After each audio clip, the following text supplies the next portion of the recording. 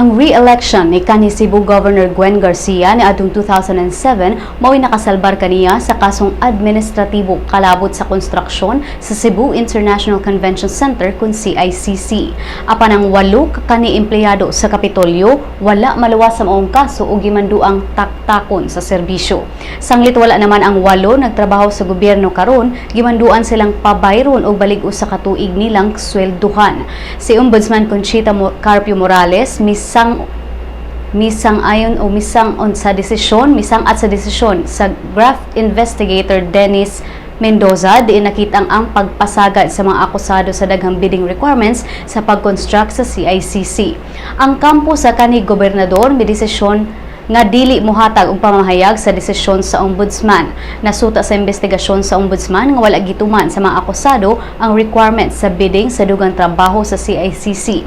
Nakita usab sa ombudsman nga guilty ang mga akusado og grave misconduct o gross neglect of duty.